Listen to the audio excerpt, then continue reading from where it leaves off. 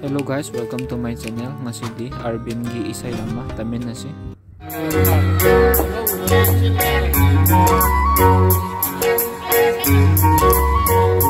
Isay guluming sa Angouba Leichil gihaba isay dumalik. Angouba Leichil phi dân thân bờ lùi bị chữ xa tung bắt lên đi. Thank you.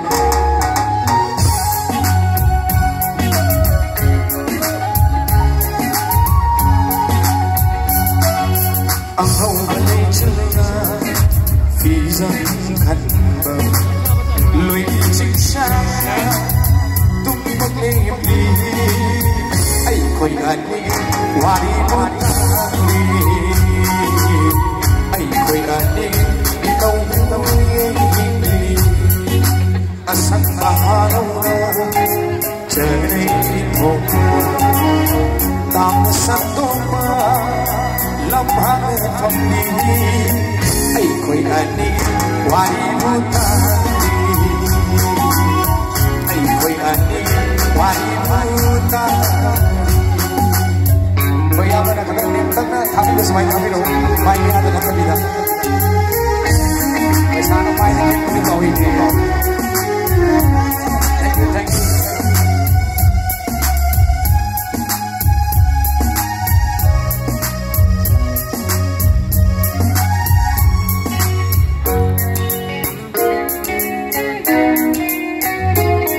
Atina gumbaka mafam simba nungsibe bigye onthok kalumni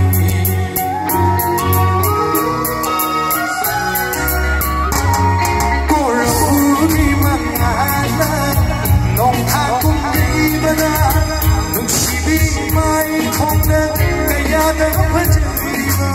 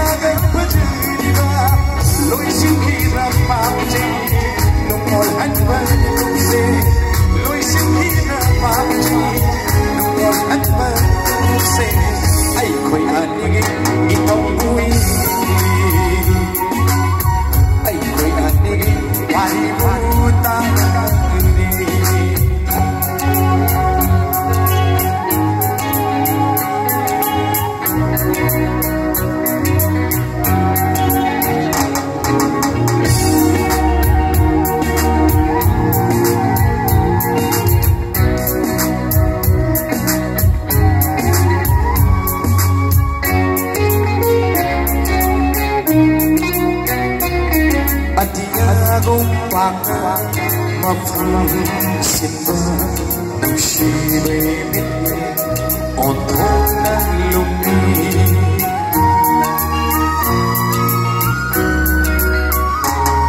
atina gumbaka mafam simba nungsibe bigye onthok kalumni yebirakan nui kai bakhache hamoi yebirakan nui kai bakhache hamoi ai khoi ane tau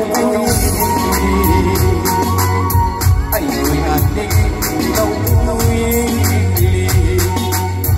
ai khoi wari mutali ai khoi wari mutali.